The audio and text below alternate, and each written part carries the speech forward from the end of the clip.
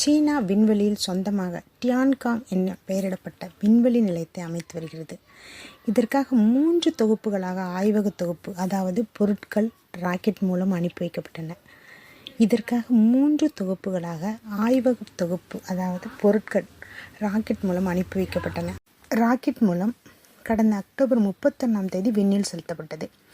லாங்மார்க் 5P rocket 108 அடி நீளம், 23 ton எடை கொண்டது. பெங்டியன் தொகுப்பு வெற்றிகரமாக அனுப்பப்பட்டு புவிவட்ட பாதையில் நுழைந்தது என சீனா அறிவித்தது. இந்த நிலையில் பூமிக்கு மீண்டும் ராக்கெட் எங்கு விழும் என சீனா உறுதி செய்யவில்லை. பொதுவாக விண்ணுக்கு அனுப்பப்படும் ராக்கெட்டுகள் விண்கலத்தை திட்டமிட்ட பாதையில் நிறுத்திவிட்டு ராக்கெட் மீண்டும் பூமிக்கு திரும்பும். திட்டக்குழு அவ்வாறு வடிவமைத்து அனுப்பும்.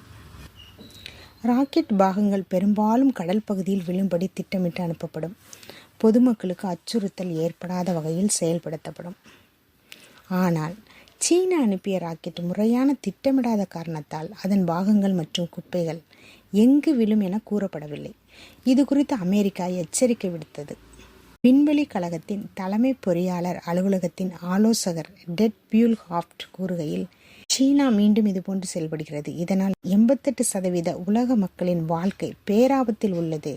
7 பில்லியன் மக்கள் ஆபத்தில் உள்ளனர் என்று கூறினார். இது பெரும் அச்சுறுத்தலாக பார்க்கப்பட்டது.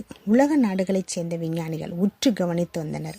கட்டுப்பாட்டை இழந்து விழும் என தெரிவித்தனர். இந்த நிலையில் சீனாவின் லாங்மார்க் 5P பசிபிக் பெருங்கடலில் விழுந்ததாக அமெரிக்கா தெரிவித்தது. US ஸ்பேஸ் கமாண்ட் என்ற அமெரிக்க விண்வெளி கழகம் வெளியிட்ட ட்விட்டர் பதிவில், சீனாவின் லாங்மார்க் 5P வளிமண்டலத்தில் நுழைந்து தெற்கு மத்திய பசிபிக் பெருங்கடல் பகுதியில் நவம்பர் 14 அதிகாலை 4:41 மணியளவில் விழுந்ததாக குறிப்பிடப்பட்டுள்ளது. சீனா முன்பே 3 முறை இவ்வாறு செய்துள்ளது. அமெரிக்கா உட்பட உலக நாடுகள் இதற்கு கடும் கண்டனம் தெரிவித்திருந்த போதிலும் மீண்டும் திட்டமிடாத செயலை சீனா செய்துள்ளது. சீன ராக்கெட்டின் பாகங்கள் மலேசியா, இந்தோனேசியா உள்ளிட்ட தென்கிழக்கு ஆசிய பகுதிகளில் முன்பு கண்டெடுக்கப்பட்டன.